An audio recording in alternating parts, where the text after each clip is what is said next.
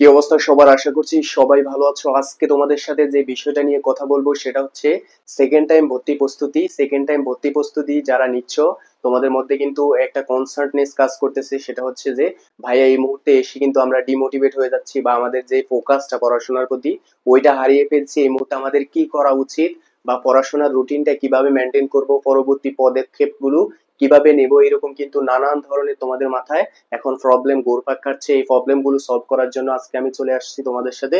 So কথা বলার চেষ্টা করব সেকেন্ড টাইমে এই মুহূর্তে তোমার কি করা উচিত, এবং চান্স পাওয়ার জন্য ন্যূনতম কতটুকু পড়াশোনা করা উচিত, এবং পরবর্তী রুটিনটা কিভাবে মেনটেন করা উচিত, এবং তোমাদের ভুলগুলো শুধরে কিভাবে একটা বেস্ট ভাবে কামব্যাক দিবা, ওই বিষয়গুলো নিয়ে আলোচনা করব।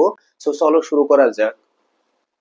প্রথমত হচ্ছে সেকেন্ড টাইমার থাকে আমাদের দেশে দুই রকমের সেকেন্ড টাইমার, একটা হচ্ছে কোথাও চান্স পেয়েছে, আর একটা হচ্ছে কোথাও চান্স পায়নি, সেকেন্ড টাইম ভর্তি প্রস্তুতি নিচ্ছে। প্রথমে কথা বলবো সেকেন্ড টাইমে যারা কোথাও চান্স পেয়েছে বা কোনো একটা ইউনিভার্সিটিতে চান্স পেয়েছে তাদেরকে নিয়ে। স্পেশালি একটা গল্পের মাধ্যমে শুরু করি। আমাদের ডিপার্টমেন্টের একটা গল্প। সেটা হচ্ছে আমাদের ডিপার্টমেন্টে এমন 10 জন বন্ধু ছিল আমার, যারা আসলে সেকেন্ড টাইম প্রিপারেশন নিয়েছে এবং ইউনিভার্সিটিতেও চান্স পেয়েছে। তারা সেকেন্ড টাইম প্রিপারেশনটা কেন নিয়েছে? কেননা তাদের ওই ডিপার্টমেন্ট পছন্দ না বা ইউনিভার্সিটি পছন্দ না, যে কোনো কারণেই হোক না কেন। সো তারা কিন্তু সেকেন্ড টাইম প্রিপারেশনটা নিয়েছে, এবং পাশাপাশি তারা ইউনিভার্সিটির যেই চিল করার ব্যাপারটা আছে বা ইউনিভার্সিটির আড্ডা দেওয়া, এরপর হচ্ছে এনজয় করা, সকল বিষয়ের উপর ফোকাস ছিল, এবং সেকেন্ড টাইমের উপরেও কিন্তু তাদের নজর ছিল। সো অনেকগুলো বিষয় কম্বাইন্ড হওয়ার কারণে ওই যে 10 জনের কথা বললাম তোমাকে, ওখান থেকে 8 জনই চান্স পায়নি, মাত্র 2 জন চান্স পেয়েছে, তাও গুচ্ছতে, পজিশন অনেক দূরে।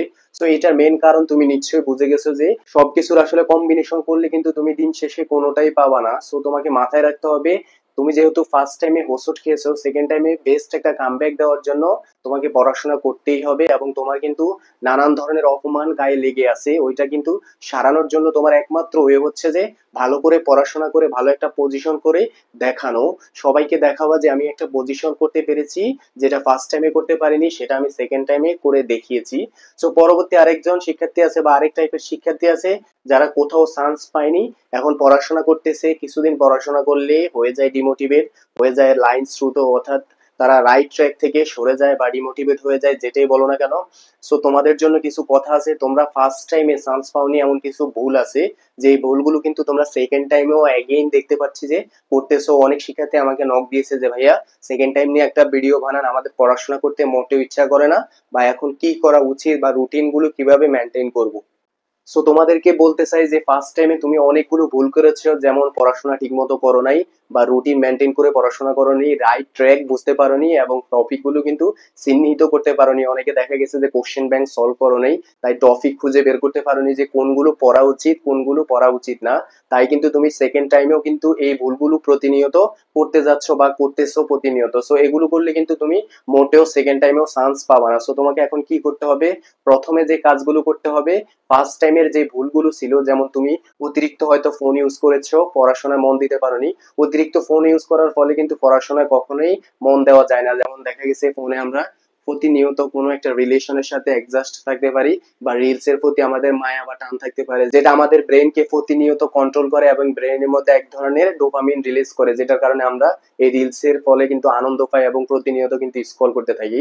এটা থেকে সম্পূর্ণ তোমাকে বের হতে হবে, এবং তুমি পারলে ফোন অফ করে দিয়ে রাখো, কেননা অ্যাডমিশন সেকেন্ড টাইম কিন্তু খুবই ভয়াবহ একটা সময়। এই সময় কিন্তু প্রচুর পরিমাণে পড়াশোনা করতে হয়। এখানে কিন্তু 70% শিক্ষার্থী ফেল করে। বারবার কথাটা শুনে রাখো যে 70% শিক্ষার্থী ফেল করে, কেননা তারা কিন্তু ফার্স্ট টাইমের যে অভ্যাসগুলো রয়েছে ওগুলো কিন্তু আবার রিপিট করে, যার কারণে তারা ফার্স্ট টাইমের মতো সেকেন্ড টাইমেও ফেল করে। সো তোমাকে এই বিষয়গুলো থেকে সম্পূর্ণ দূরে থাকতে হবে।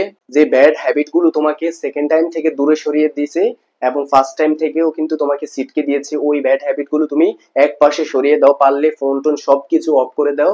তোমার এই 5-6 মাসে ফোন ইউজ না করলে এমন কিছু আসে যাবে না। সো সামান্য যোগাযোগের জন্য বা কন্ট্যাক্টের জন্য তুমি কোনো ফোন ইউজ করতে পারো। আবার দেখা গেছে অনেকে অনলাইনের সাথে অ্যাডজাস্ট তোমরা চাইলে ফোন ইউজ করতে পারো, তবে যেই প্রয়োজনীয় অ্যাপস গুলো রয়েছে ওগুলো ইউজ করবা, বাকিগুলো আনইনস্টল করে দিতে পারো। সো পরবর্তী যে বিষয়টা তোমরা একই ভুল বারবার করো সেটা হচ্ছে টপিক তোমরা সিলেক্ট করতে পারো না, যে কোন টপিক পড়া উচিত, কোন টপিক তোমরা স্কিপ করা উচিত। সো টপিক খুঁজে বের করার জন্য বেস্ট একটা ইম্পর্টেন্ট ওয়ে হচ্ছে তোমরা কোশ্চেন ব্যাংক সলভ করা। যে ইউনিভার্সিটিকে মেন টার্গেট করবা, যেমন সেকেন্ড টাইমারদের জন্য বেশি একটা টার্গেট থাকে যে তোমরা রাজশাহী বিশ্ববিদ্যালয়ে টপ করার প্ল্যান নিয়ে কিন্তু আগাও, কেননা ঢাকা ইউনিভার্সিটি হচ্ছে বাংলাদেশের সবচেয়ে সেরা একটা ইউনিভার্সিটি, কিন্তু ওখানে সেকেন্ড টাইম নেই।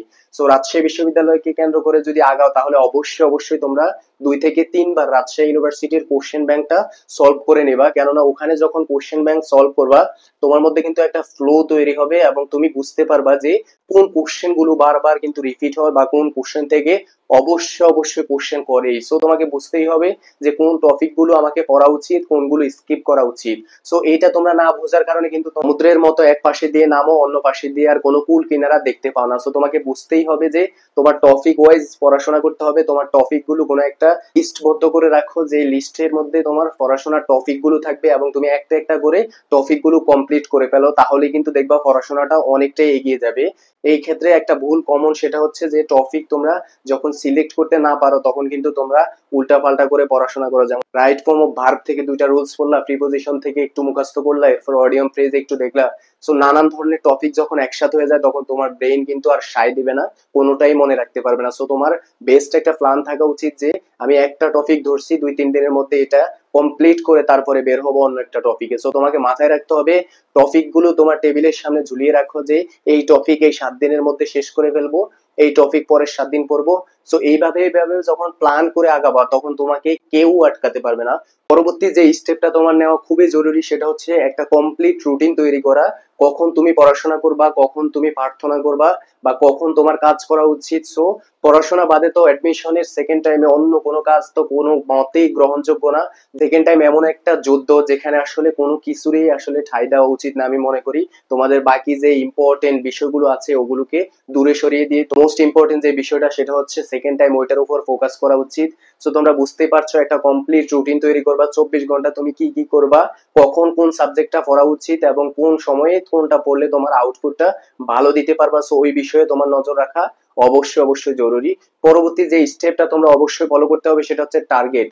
তোমার ফিক্সড করতে হবে যে তুমি রাজশাহী বিশ্ববিদ্যালয়ের আইন বিভাগে পড়বা, তোমাকে ফিক্সড করতে হবে যে তুমি রাজশাহী বিশ্ববিদ্যালয়ের পলিটিক্যাল সায়েন্স, ইকোনমিক্স এবং সোশিওলজির মতো ভালো ভালো সাবজেক্ট গুলো নিয়ে পড়বা। তখন কিন্তু তোমার পড়াশোনার ফ্লোটা থাকবে অনেক বেশি। তোমার যখন টার্গেট থাকবে যে ভালো একটা জায়গায় পৌঁছার, তখন কিন্তু তোমার পড়াশোনার স্পিডটা থাকবে অনেক বেশি। সো তোমাকে মাথায় রাখতে হবে যে পড়াশোনাটা ঠিকমতো বা কন্টিনিউয়াসলি বজায় রাখার জন্য অবশ্যই একটা টার্গেট ফিক্সড করতে হবে। টার্গেটটা এমন ভাবে ফিক্সড করতে হবে যেমন তোমার টার্গেটের প্রতি যাতে অনীহা না চলে আসে এবং টার্গেটকে তোমার কেন্দ্র করেই কিন্তু ভালো একটা প্রিপারেশন হয়ে যায়। যেমন আমি যদি বলি, আমার একটা বন্ধু যে ফার্স্ট টাইমে চান্স পায়নি, পরে সেকেন্ড টাইমে এমন ভাবে প্রিপারেশন নিয়েছে, ও সবসময় আমাকে বলতো যে আমি রাজশাহী বিশ্ববিদ্যালয়ের টপ 10-এর মধ্যে থাকবোই থাকবো। পরবর্তীতে দেখা গেছে ও টপ 100-এর মধ্যে রাজশাহী বিশ্ববিদ্যালয়ে একটা স্কোর করে বসছে।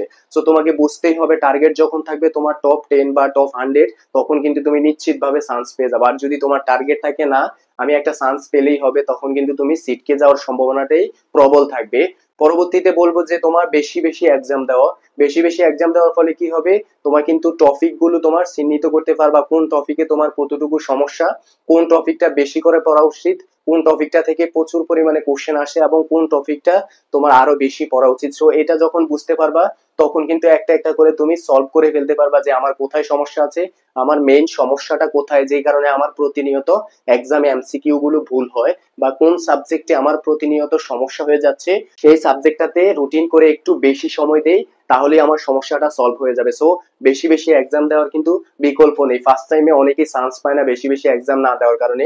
অনেক মেধাবীকে সিটকে যেতে দেখেছি শুধুমাত্র এক্সাম ভালো করে না দেওয়ার কারণে। অনেকে এক্সামকে ভয় পাও যে ভাইয়া এখানে তো 30-40 পাই মাত্র, তাহলে কি আমি অ্যাডমিশনে কি ভালো করতে পারবো কিনা। এটা সম্পূর্ণ নির্ভর করবে তোমার আসলে পরবর্তীতে কতটা নিজেকে রিকভার করেছো ওইটার উপর। যেমন তুমি এখন কিন্তু ভালো শিক্ষার্থী নাই হতে পারো, পরবর্তীতে আস্তে আস্তে তোমার প্রবলেম গুলো যখন সলভ করবা তখন কিন্তু তুমি একটা সময় দেখবা যে ভালো একটা আউটপুট পাচ্ছ এবং চান্স পাওয়ার মতো একটা যোগ্যতা তৈরি হয়েছে।